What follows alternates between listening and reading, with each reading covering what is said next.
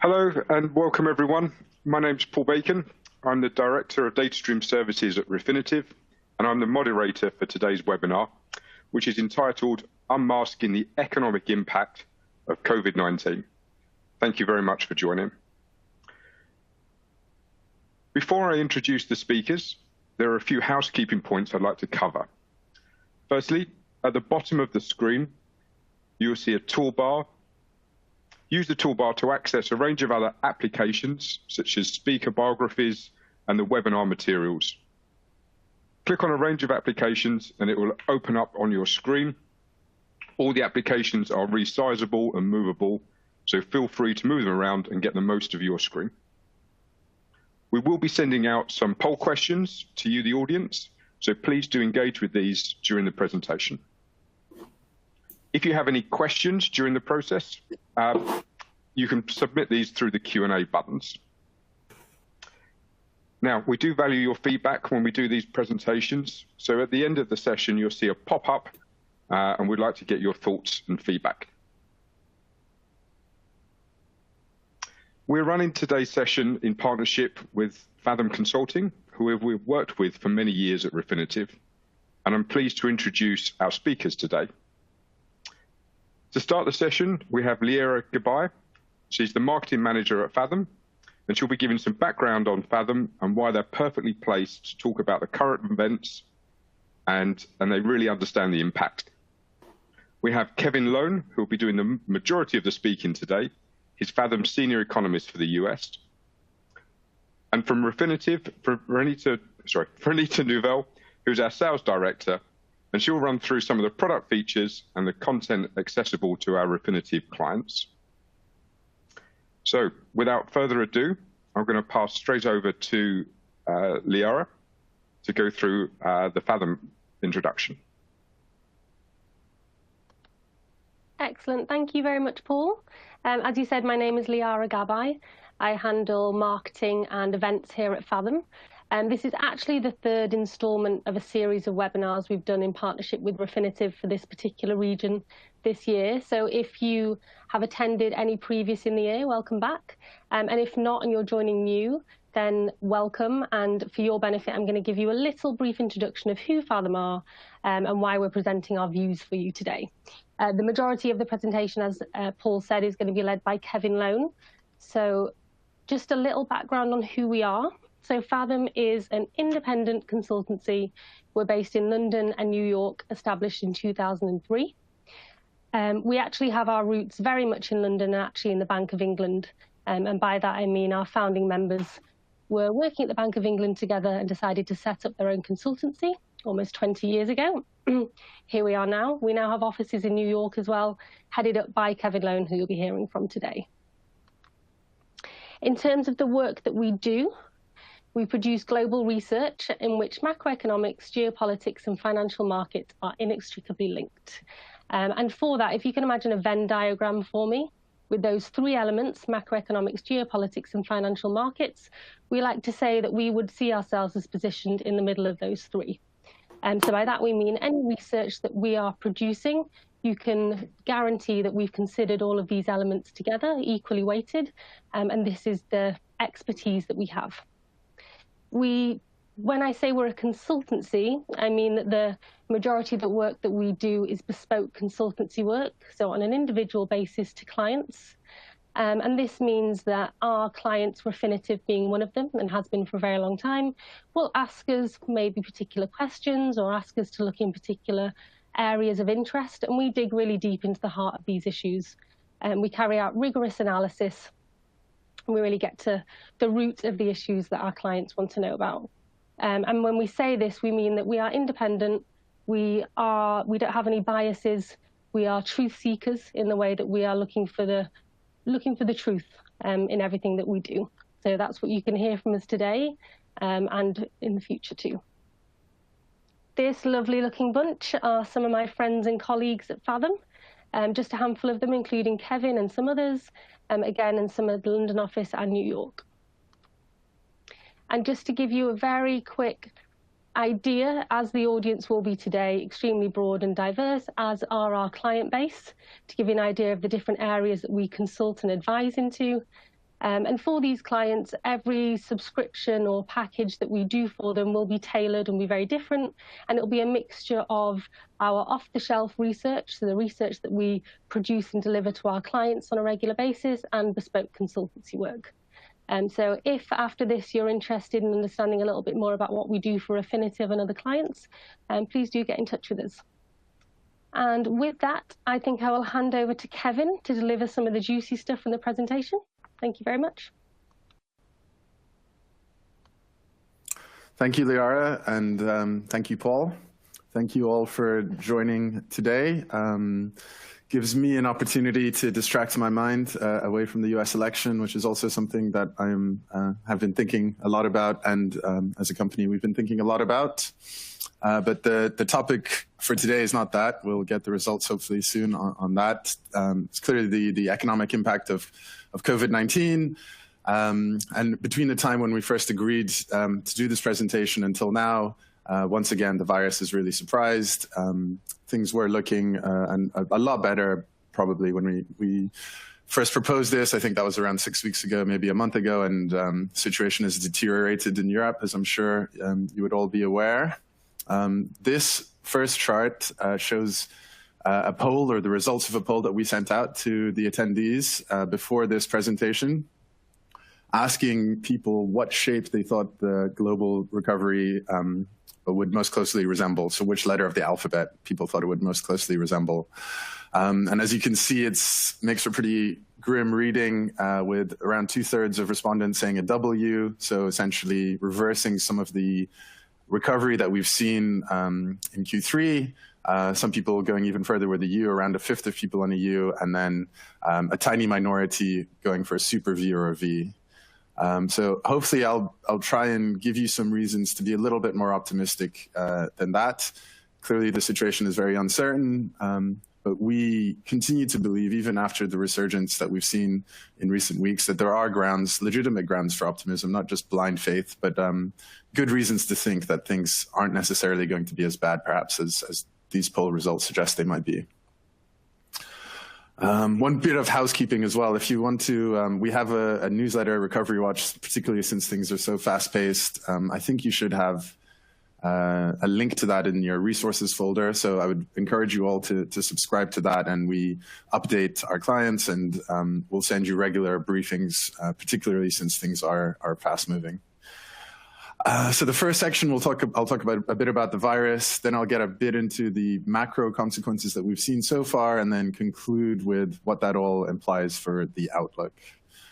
So without further ado, kick it off with a brief update on the virus.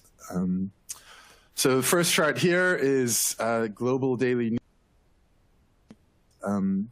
As you can see, they've pretty much been increasing ever since the virus first originated. First, it was fairly well contained, and then it's just continued to grow.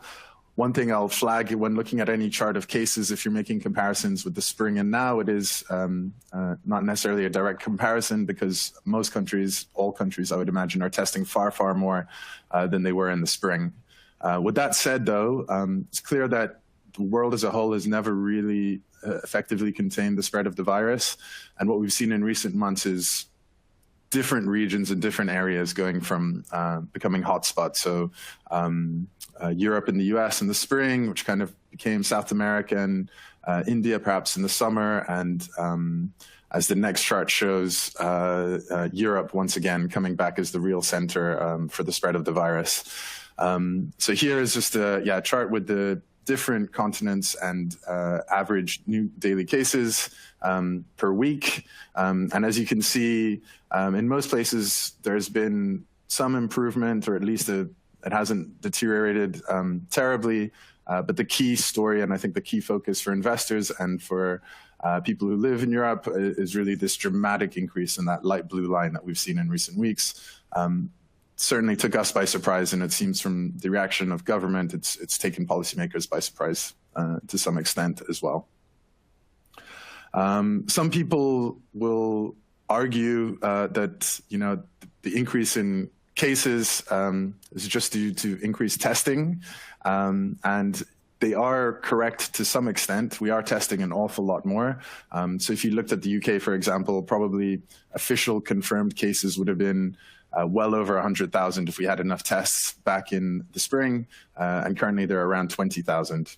But officially recorded cases in the spring were only 5,000 maybe or so. So we're around 4 times where we were on the official measure, but a lot of that is genuinely due to increased testing, but not all of it. And so people who argue that the increase is really just a matter of increased testing and there's not too much to worry about, I'm afraid to say are wrong and incorrect on that. And this chart is one way of showing it, which is the number of COVID-19 tests performed per confirmed case. So I think the key thing to look at is really, particularly in Europe, if you look at the summer when the virus had been fairly well managed, versus now, in many countries there were 100 or 200 tests required to catch an individual case. Right now it's maybe 20 or 30, even lower than that in some of the places with higher outbreaks. And this is with increased testing. This is another way of saying that the positivity rate has increased, and there has been a genuine increase in the incidence of the virus in Europe. And that can clearly be seen in this next chart, which is the number of COVID-19 patients in hospital per million people. We don't have this for all countries, but here are a range, and you can see the Czech Republic, where the outbreak is most severe at the moment, is the red line, well above levels that were seen at the spring when that country had actually managed to prevent any large outbreak. But if you look at other places too, France and Italy and in the UK, hospitalizations are not where they were in the spring, but they are going up fairly rapidly, and if nothing was done and if they continue to grow at that rate, would be expected to surpass levels that they reached in the spring. And so although treatments have improved and we have learned a lot more about the virus, we still don't really have a cure, a miracle cure. So not only do COVID-19 patients take up capacity within hospitals, but sadly, without a cure, you would expect as the number of hospitalizations increase, after that, the number of fatalities would increase too. And so as a result, you've seen the response from government in France and Germany and in the UK and pretty much across at least Europe over the past week really, is that the increase in hospitalizations, particularly, I think, is unacceptable in the sense of risks hospital capacity and also risks a large number of deaths. And so despite having said over the summer that national lockdowns were something that they never wished to go back to or never wished to return to, President Macron famously said that, as well as Prime Minister Boris Johnson, who said it would be a nuclear deterrent. Both countries are essentially back in some form of national lockdown. This chart shows the visits to retail or recreation, so you can think of it as % of people going to the shops, and it's the deviation from baseline shown as a 1-week moving average. I think 2 key things to focus on here are the dramatic fall that we saw back in the spring, really in the middle of March. And so part of this was really voluntary social distancing. So in many places, the fear of the virus is actually what prompted people to respond, even before governments mandated national lockdowns. So I had been in the US, and I remember returning to London about a week before the UK went into its first national lockdown. And the city was almost a ghost town already by that stage. So Fathom had shut its office. Everybody was working from home. I think for a few days, the pubs were allowed to be open, but nobody was there. And so there was a really large fear component, which then essentially became crystallized by government mandates to close retail, close everything, and requesting people to stay at home. And so you see this huge dramatic shift in the spring. It's quite different to what you see in the most recent period. So even though cases have been increasing, so for example, in France in the blue line, and in the UK in the purple line, Ireland in the red, you can see some level of fear. So people have stopped going to the shops, but not really in a dramatic fashion. And so I think one key difference in this second wave that we're seeing is that the sort of voluntary component of social distancing is perhaps is less pronounced than what we saw in the spring. So that's maybe good for the economy to the extent that people are still willing to go out there and conduct day-to-day business.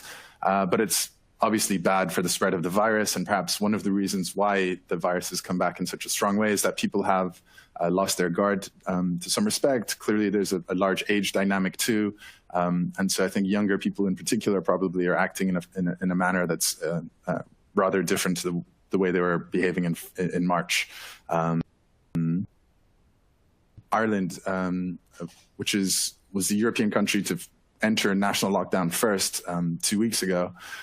As you can see, even after their national lockdown, it's just there at the edge of the chart. You only see you do see a kind of a sharp fall in visits to retail or recreation, but it's much smaller than what you saw in the spring. And so I think even these new national lockdowns they're not going to be as stringent as what we saw in the spring. So again, that should have some benefit to the economy and perhaps some question as to how effective they'll be to control the virus. This is a similar chart, and it's showing the time spent at home, so how much time people were spending at home, and it's essentially a mirror image of the previous chart. And as you can see, back in March, there was this really dramatic spike up in the time people were spending at home. In the UK, I remember you weren't even allowed to go out for exercise more than once. You were only supposed to leave your house for an hour per day. And so that, again, is showing a really strong fear component as well as the government measures. And I would expect those lines in the second series of lockdowns to be less pronounced. Part of that is that, for example, most places have realized that schools should remain open. And so people who are in education will continue to be leaving their home. And then in different countries, most have said this time construction can continue and manufacturing can continue. In some places, even non-essential retail can continue. So there are different sectors of the economy that are going to be allowed to operate more normally than they were in the spring. And so again, I think you'll see a different response in terms of people's behavior if we scroll this chart forward over the next month or so. That said, although there does seem to be a little bit of a different mix in terms of exactly how this next series of restrictions will work, the evidence to date, at least from Ireland, as I said, which was the first European country to really enter into a national lockdown, as well as Israel, which entered one, I think, around a month ago. In both places, we have more time from Israel, so we can see really reported there. But even in Ireland, you can see that they've really flattened the curve. And what we saw from the first round of lockdowns back in the spring is that lockdowns work in the sense of they work to control the virus. And so I think even with schools open and some sectors of the economy still open, I think you would expect that to have a pretty decent effect in terms of controlling the incidence of the virus. So, that's kind of caps a quick summary of the virus situation and how it compares to the spring. This stage, I'd like to ask the audience for your views. So, shown you the really rapid rise in cases in Europe and how that's fed through into hospitalizations and the like. Would like to get your views on whether you think Europe's coronavirus surge will get either better, worse, or stay around the same. So better, do you think that cases will, not only just plateau, but even decline? Worse, will they continue to go up or stay around the same? Will restrictions broadly keep cases where they are for some time? I'll give you all a few seconds before closing the poll. Okay. Okay, so yeah, that's not very optimistic, I must admit. So a third say better, but that's definitely in the minority, with 44% saying worse and 22% saying stay around the same. Generally, I guess a view that this series of restrictions may not be enough, or perhaps there will be some fatigue within the population. That's interesting, and I must admit, certainly less optimistic than I'm feeling myself at this stage. So with the virus kind of the spread of the virus increasing, how does that feed through into the economy, and what have we learned? So we've obviously learned a lot from dealing with the pandemic over the past 6 months or so. First thing to say is that the shock in the spring was extremely large. Here's just a range of different countries and how much annual percentage change of GDP was in 2020 Q2. If you recall, really, for most countries, the shock was entirely concentrated in Q2 and not even in Q2, really in March and April, particularly in Europe and in the US. Not necessarily the case in China and Korea, but we saw paces of decline that were, alien to me, really, and thinking about advanced economies and drops in GDP that I wouldn't have thought would be possible if you would have asked me last year. So that's clearly terrible. And as I said in the previous piece, part of that was voluntary social distancing, just really large fear at the beginning, but then a lot of it was also from government restrictions on economic activity. However, if we scroll forward, and I've kept the axis the same and kept the same countries, what you can see is that a lot of the decline in economic output was reversed. And so by 2020 Q3, most places had recovered, maybe 3/4 of the decline in GDP. In China, where the virus has been pretty much not quite eliminated, but almost eliminated, GDP is actually higher in Q3 than it was a year prior. And so I think the key message here is that if the virus can be contained and is contained, then there is scope for a rapid rebound. And that's what we saw in Q3. And I think we would have continued to see continued economic recovery in Europe for sure if the virus hadn't returned in the same way that it has. And this is just another way of looking at it. If you see see this really dramatic decline in GDP, maybe double or worse, double to quadruple what we saw in the global financial crisis, but also a very rapid rebound to the extent that in Q3 you're probably above the troughs of where you were in the global financial crisis. So this isn't to downplay the scale of the shock, but it's just a different way of thinking about it and saying, okay, well, we were in a really deep hole and we're able to lift ourselves out of most of it as long as we can keep the virus contained and allow economic activity to function, perhaps not normally, but closer to normal than probably we will be at some point.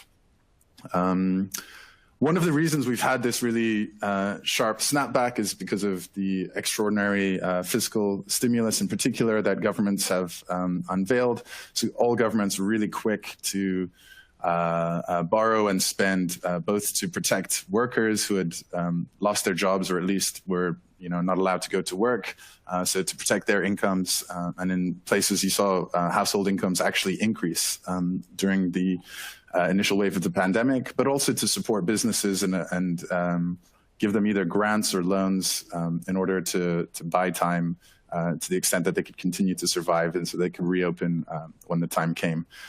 In our view, this was always the correct thing to do, both from a moral perspective. If a government is forcing you to shut your business, there's arguably a moral reason that it should also kind of make you whole, or at least partly whole, after they have done that. But also from an economic standpoint, it makes complete sense because it would actually be more destructive for the long-term economic outlook if you allowed businesses to go bust, because you would lose all of their capital, their know-how, any firm-specific knowledge that they had would all get wasted, and the time it would take to rebuild that would end up causing more damage than you would from just bailing them out, so to speak. So I think in this next round, this is going to be key as well.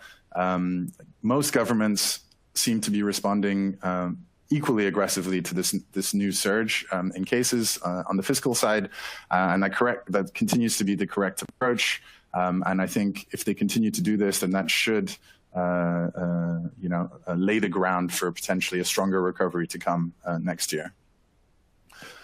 One of the risks clearly is the labor market, and I think this is something that's getting increasing attention. I've chosen to focus on US unemployment here, and so the blue line is permanent job losses, and the green line is people who are unemployed but who report to be temporarily laid off. So I've used the US as an example because they have the most timely and probably the best labor market data, but it can be seen as a pretty similar story in most countries. Is the green line is people who are temporarily unable to work, either due to government restrictions when shops can't open or certain sectors can't open. That's the majority of the spike in unemployment. But that can snap back, and indeed in the US it has come back extremely quickly. Once things are allowed to reopen, assuming governments stepped in to support industries and workers, a lot of those jobs should return, not necessarily all. There will be some sectoral consequences, you know, large events, people who are working in nightclubs and certain areas clearly are going to be harder hit. But then the key thing to focus on is that dark blue line, and that's really probably a gauge of the long-term damage that we're seeing to the economy, which is permanent job losses. So that isn't people who can't go to their regular work because it's not allowed to open. That's probably that can be seen as the second round effects from the recession. And so I think this is going to be the most painful thing to deal with. It's only just starting, and I think this is where policymakers should probably be focusing most of their priority in terms of how can we prevent the initial COVID shock and even the second COVID shock from translating from something that's temporary to translating into something that's permanent. So large literature in economics about people who are unemployed for longer, lose their skills, lose motivation, end up taking lower wage work in the future with all sorts of disastrous consequences for the medium-term economic outlook. And so this is one key thing to watch. And I think one easy way that you turn the green line into the dark blue line is by withdrawing fiscal support prematurely. It's not something that we've seen, but I think that's clearly a key risk. Also, the longer this the situation remains severe and the longer weakness in the economy persists, then at some point, even with fiscal support, you know, governments are going to be unable to catch every business and you know, save every sector. And I think clearly the longer this continues, then the higher the chance there is that the green line turns into the blue line. So here we've shown a simulation about how pain in the labor market can feed through and can be quite persistent, even in a relatively benign scenario. So for this forecast, we're using GDP in the UK returning to something close to 2019 Q4 levels by the middle to end of next year. And even on what perhaps to some on this call to be a fairly benign scenario in terms of the growth outlook, you still get quite deep shock to employment. This is modeled based on the previous relationship between GDP and the labor market. And what you see is really that the labor market is a lagging indicator of economic conditions. So even if GDP were to bounce back, we would still expect steep and fairly large job losses in the UK, particularly once the furlough scheme, which has now been extended, runs out into the millions of jobs. And that could take several years for that labor market story to recover and for it to return to where it was before. This is clearly, for us, this is the biggest risk. And I think this is something that people should be most focused on.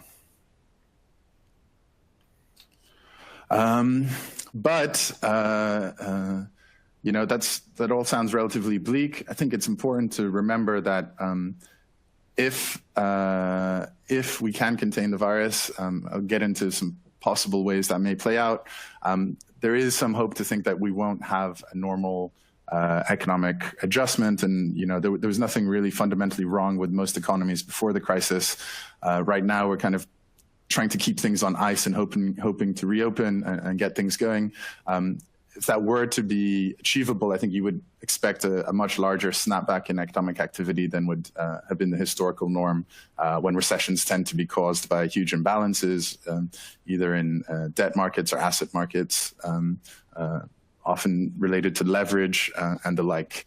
And so this chart also shows another reason why the recovery could actually pick up and be quite strong next year in particular, is that all of these employment or income support schemes that governments have unveiled, particularly within advanced economies, it's really shielded workers from the hits to income that probably would have happened if they weren't there.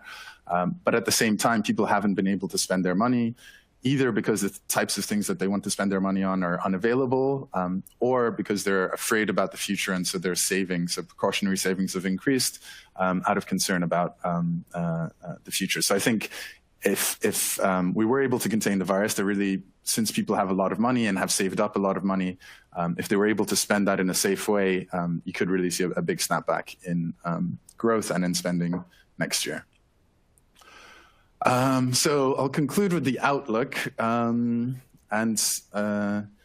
try and give my best case for why I think the global outlook perhaps isn't as bad as some people may think right now. I think the first thing is that the L-shaped recovery, so there was a risk that the initial shock could persist and essentially there would be no recovery. As I mentioned, the efforts by central banks and by fiscal policymakers prevented that. And so you have already seen a quite large snapback in most places. And that's evidence that with the correct measures, things can return to normal once the virus situation is contained.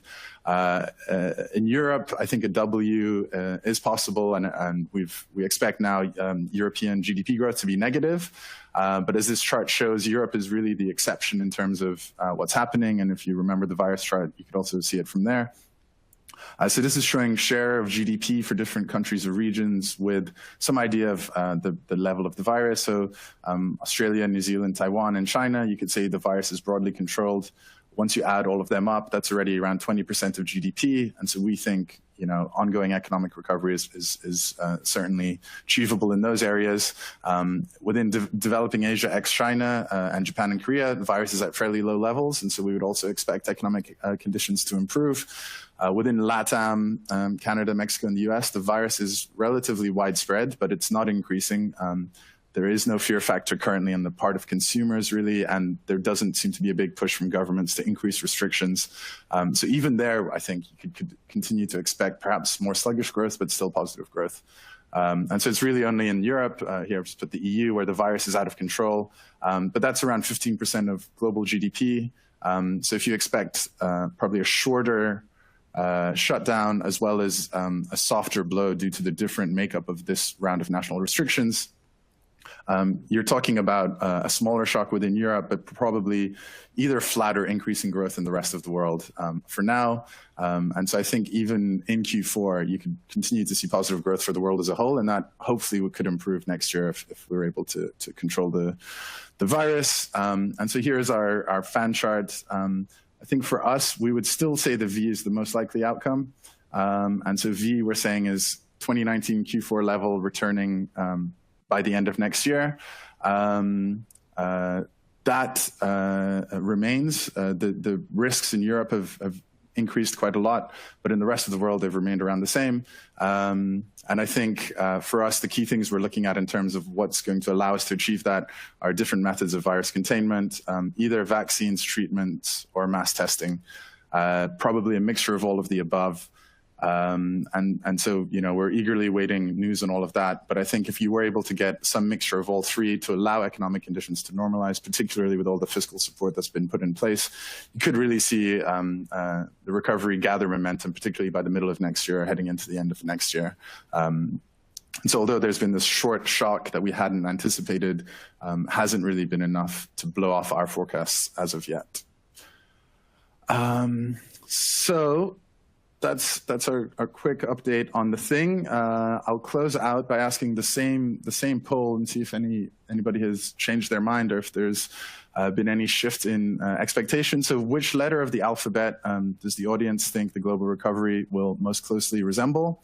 And so this is the same options that we had in the pre-webinar poll, where we have super V, that's really rapid increase, a V, which is increase broadly throughout until the end of next year, a W, which is reversal of the gains we've seen so far, or a U, where conditions drop and they stay fairly weak for a while before perhaps recovering at some point next year. Give you a couple of minutes to vote, a couple of seconds rather. So I'll close the polls now, and let's see how the results go. Okay, so I think there has been some modest shift towards the V. So a quarter, I think that's up from around 10%. But still the majority are expecting something worse. W, which is 50%, and U is 20%. Perhaps there's some questions. I don't know if people have questions or thoughts on the presentation, but I'd be interested in people's reasoning on that. And if there's time, we'll get into that afterwards. But at this stage, I'd like to hand over to Franita, who's Sales Director at Refinitiv, who will take you through some of the product benefits from Refinitiv Datastream. Thank you.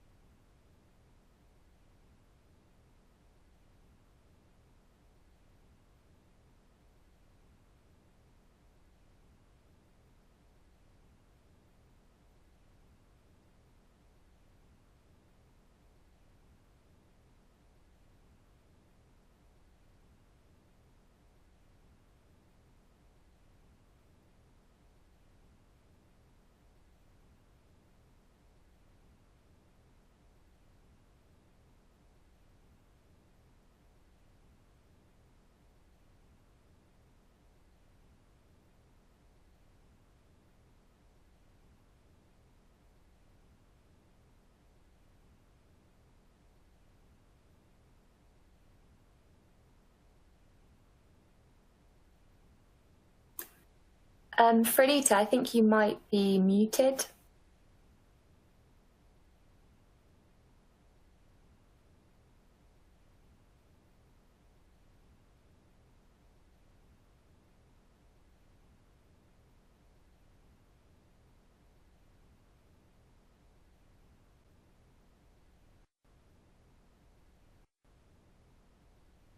Can you hear me now? Yeah. Okay, right. Apologies about that. But I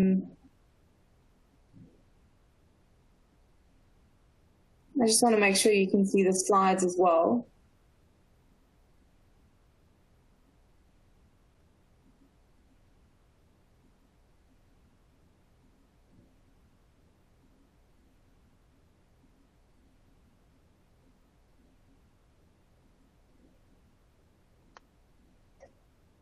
In the audience, can you see the slides? Yes. Okay, perfect. Right, thank you. So let's start over again. Sorry about that. So thanks, Kevin, and good day, everyone. So today I'm going to be showcasing Datastream chart book within Refinitiv's Icon product and how you can find some of the charts that Kevin showed a little bit earlier on. But first, I'll tell you about Datastream. So Datastream is an analytical data source that enables detailed exploration of relationships between data series so that you can perform correlation and relationship analysis and test investment and trading ideas with time series available as far back as the 1900s on some data sets. So our database gives you access to over 40 million individual instruments across all major asset classes. And to further cement the strength in our charting solution specifically, we have partnered with Fathom Consultants to bring you Chartbook. So this is just some of the data sets that are available in Datastream. I'm not going to go through this in detail, and it's by far not the full list, but these are the more unique ones in Datastream. And we are constantly adding new data sets to Datastream. So an example is the over 300,000 economic series for China, which was added in 2019. And in response to the global pandemic, we were able to quickly add COVID-19 specific data sets, such as cases and fatalities in the first quarters of 2020, which just illustrates how quickly Refinitiv can actually react to these big impact stories that we are all living through at the moment. So with that, I'm going to jump into the product. So let me share my screen.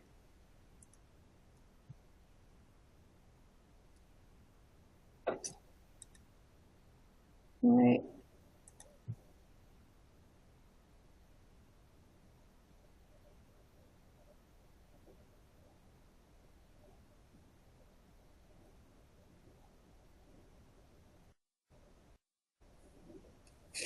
Right. Leora, can you just confirm that you're seeing my screen?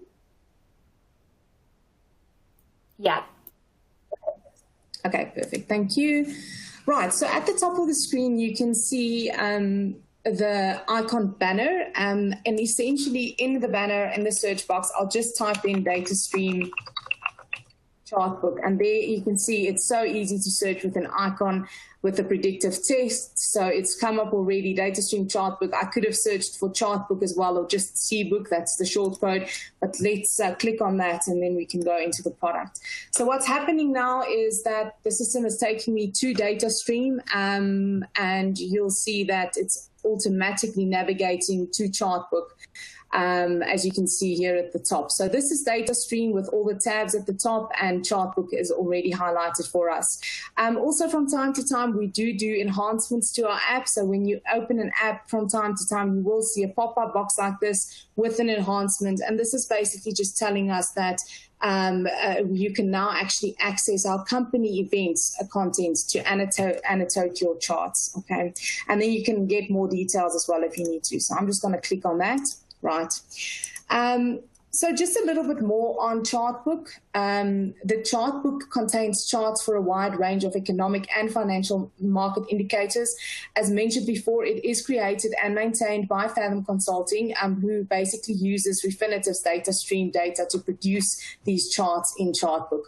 Chartbook allows Datastream clients to access an extensive repository of charts and data for advanced and emerging economies.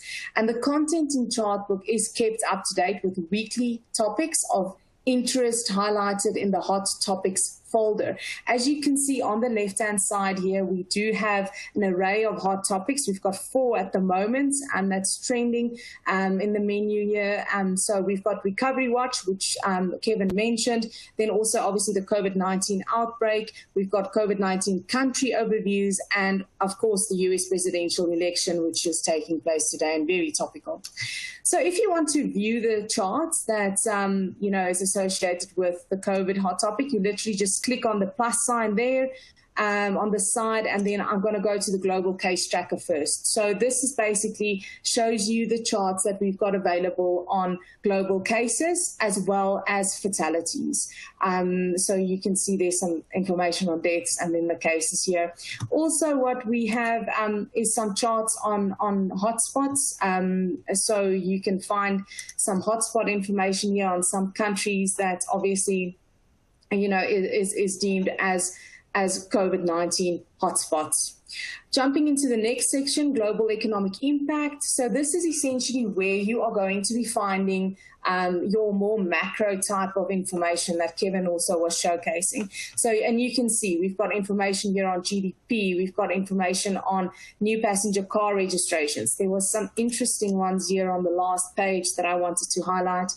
Right, so here you can actually see we've got charts on the importance of tourism for emerging markets, global manufacturing, global CPI, and then also global retail sales. Interestingly, on this chart to note that global retail sales was actually quite strong in September for France, Germany, UK, and also US. And in comparison of year-on-year numbers for December 2019, these numbers were actually stronger for September.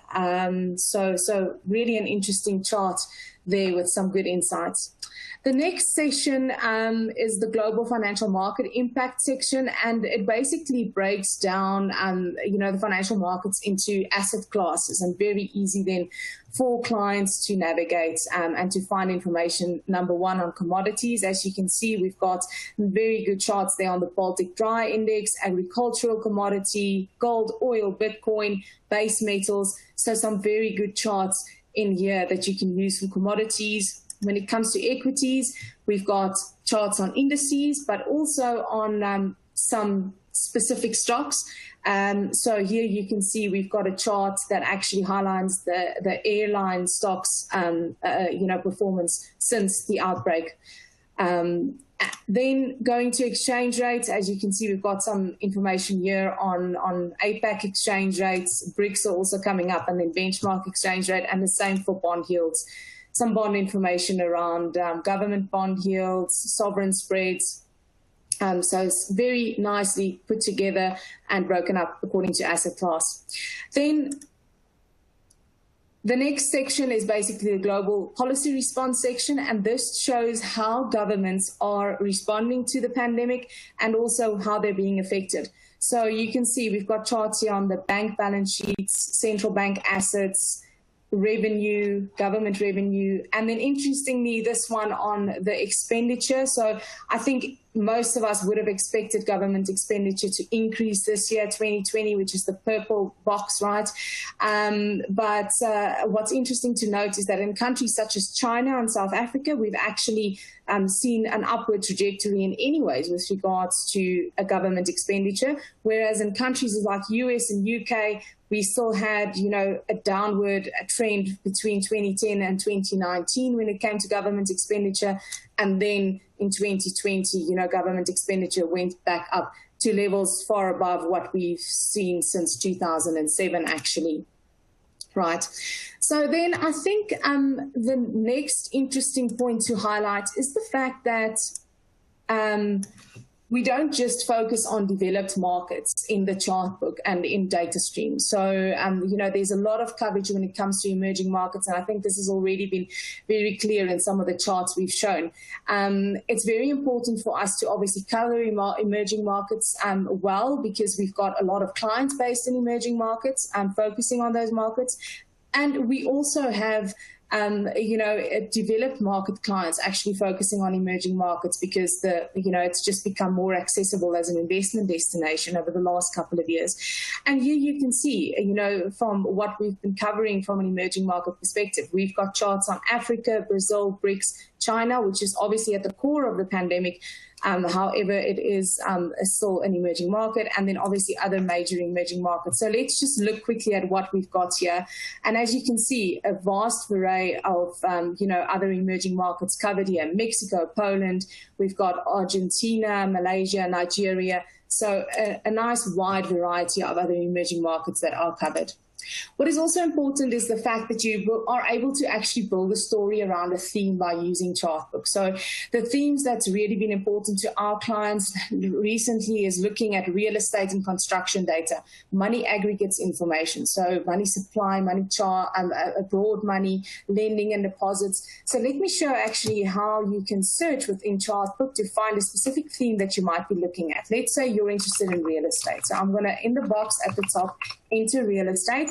And again, here you can change, you can search if you don't want to look in the chart name. There are some other parameters, either contains or equals. Let's do contains because that's a little bit broader. And then also you can either search within the current folder that you're in, which in this case would be economic impact within other major EMs. But let's keep it to Chartbook as a whole. Right, and then I'm going to hit search, and this is what comes up. So you can see we've got about 4 pages here of real estate charts. Let's do another one. Let's search for lending. Any charts on lending? Let's search here. Right, so here's a couple of charts on lending as well. And let's say, right, I like this UK money supply and lending chart. This is the one I want to use in a presentation or a report. So I just click on it. I basically select the chart, and then I can export the chart to Excel, Word, PowerPoint, or even just as an image. So very useful there. You can also use the widget at the top, right-hand corner here, again, to just export to Excel, Word, PowerPoint, or as an image. So really very useful and quick way of getting that into a presentation or a report. Also, we've got some, I guess you can call it alternative type of data available around COVID-19. And this is everything from healthcare systems, credit card demand, men's outerwear, airline passengers, and even gambling stats. So let's quickly search for healthcare. What do we have on that? Can you just do that? So healthcare, interesting chart here, which actually shows the 10 most populous African countries versus some other countries such as Germany and Italy. And it shows hospital beds per 1,000 people on the x-axis and physicians per 1,000 people on the y-axis. So quite an interesting chart there. The other one that was quite interesting to me is this one, which shows CPI for men's suits, sports coats, and outerwear. And you can see, obviously, as we would have expected, it's fallen off a cliff, right? But that just goes to show that people not really spending money on work clothes or clothes to go to parties, etc. at the moment, right? There's another section called Chart of the Week, which is very useful if you need any ideas, for instance, when it comes to your morning meetings, when it comes to, what presentation to give to a client, for instance. So this week, we're talking about investors in renewable energy focused on the US election, as well as China's economic recovery continues in Q3. You can see very nice write-up from Fathom here, and then also on the left-hand side, and then on the right-hand side, you've got the chart as well, which you can use, right? Another section to highlight, and then we just close some of these, is Fathom's proprietary indices, which our Datastream clients have access to. And they've got very nice indices here: China Momentum Indicator, Macroeconomic Policy Indicator, Sovereign Fragility Index. Let's go to the Sovereign Fragility Index. And you can actually see, again, a little bit of a write-up on what it is about, and then the associated charts. The last thing I do want to show you in Chartbook is how you can actually change a chart if you would like to. So let's say I'm looking at global unemployment. So I'm going to search for a chart on global unemployment. Search. Right, and then this chart comes up. Very nice, like the countries that are in here, but I want to change China and maybe replace that with Netherlands.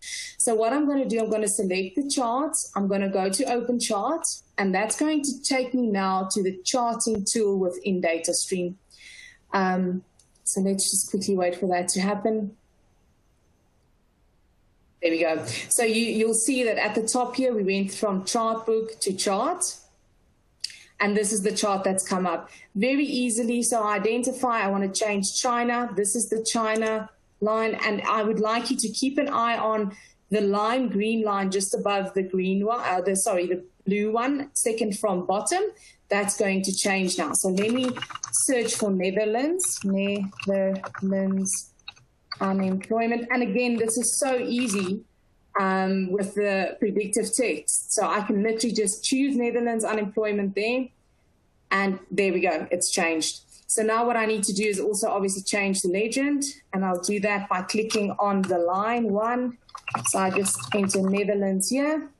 Did I spell that right? Yes. And then here you can also change the line color, whether you want a dash or a full line. Let's make it a dash. There we go.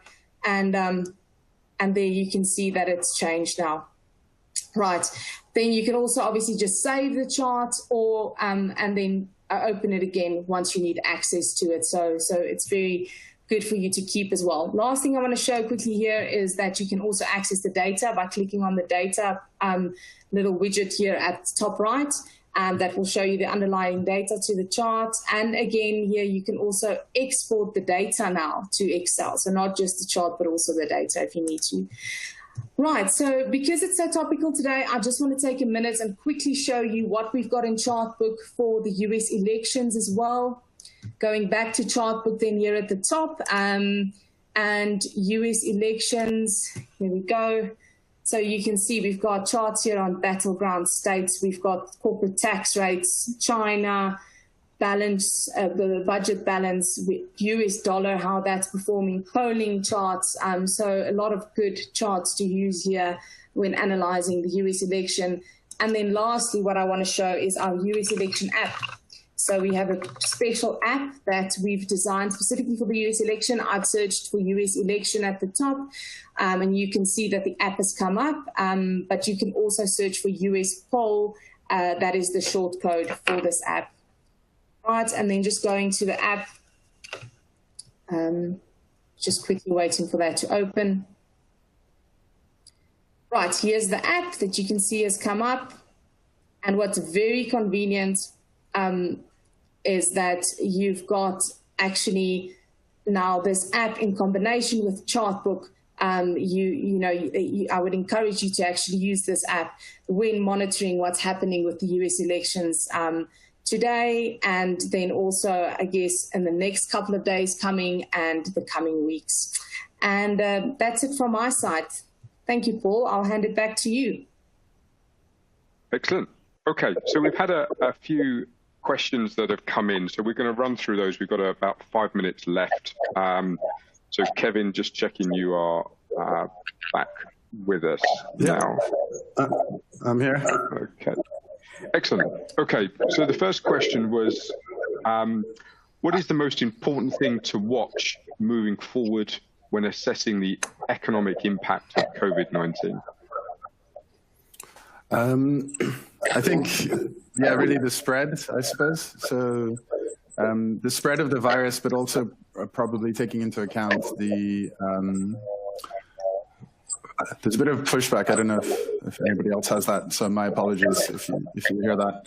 But yeah, so the spread of the virus in terms of hospitalizations, taking into account any future treatment. So if we get to a stage where we can either hopefully reduce the spread of the virus or at least reduce the severity of the virus, then I think that's going to be the quickest and the best thing to get a sharp bounce back, hopefully along with ongoing government support along the way. Okay. The next question we had come in, even if it gets better in the short run, can we avoid new waves without countries getting a better grip of testing, tracing, and isolating? That's a really good question. I think depends where you are. So somehow East Asia in particular has managed to avoid this. And so there's a whole debate and discussion to be had about what they do specifically that's so different. To be fair to governments, a lot of people complain about testing and tracing and isolating is shambolic, but it seems every single European government has failed and has spent billions and billions on this. So I think it's clearly a very difficult thing to achieve. One thing that I think that East Asia does well, which Europe hasn't really done, is central quarantine for infected patients. That seems to be something that's very different that they do that no European government that I'm aware of does. It's a question about whether that would be acceptable to people. But I think if I was a benevolent dictator, I would, if you were infected, I think some form of enforced quarantine alongside, very generous fiscal support. So I'd really pay people a lot, much more than they would earn from going to work, just to ensure and allow them to be separate. And I think that probably could be something that changes. I don't really expect that to come. So no, yeah, you may then get a future wave. So maybe we'll need another mini lockdown sometime in the spring. At some point, though, I think there's good reason to expect either therapeutics or a vaccine, or if you get just enough mass widespread testing, then you can actually control it. So if, everybody could be tested every few days, what, athletes do, for example. So in many professional sports, they get tested all the time and they're able to much better manage outbreaks there. So that could also be achievable. And when you compare it to the costs of lockdown and the whole economic fallout from COVID-19, that, is probably also a plus in terms of a cost benefit analysis. I think there are some reasons, but probably, if I'm being realistic, before the spring, if we lock down and then unlock maybe one more lockdown, yeah, you'd probably anticipate as being probable.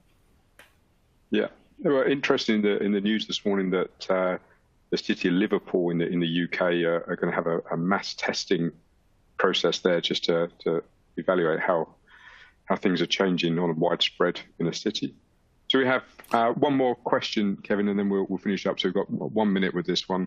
So which industries or economies do you think will see the biggest changes in the way of working in a post-COVID world? I think, there's been a lot of ink spilled on this. In short, I think hopefully many of the things that we enjoyed and that most people miss now are going to come back. And so a lot of things, I think the extent to which things will change is perhaps exaggerated. And if you look at the 1918 Spanish flu, it's very difficult to find large shifts in behavior or even effects on politics, anything like that. If I had to pick one, though, I think the office. So we're all doing this remotely and we're doing this from home. Most people I speak to, while not necessarily wanting to work all the time remote, I think probably would prefer to have more chance to work from home. So I think all of the big skyscrapers and big city centers and all of that, I think that those are all of that would be kind of the place I'd be looking at for the biggest shock. So for rents to fall quite a lot there, would knock-on effects to all the different industries. But all the other stuff, I hope, once it's safe, everybody can get back and get back to it. Very true, very true. And look, that's our last question, and we're right at the hour. So to conclude, thank you to all three of our speakers, and for everyone who's joined the webcast today. Thank you for your time, and I'll leave you to carry on with the rest of your days. Thank you. Bye-bye.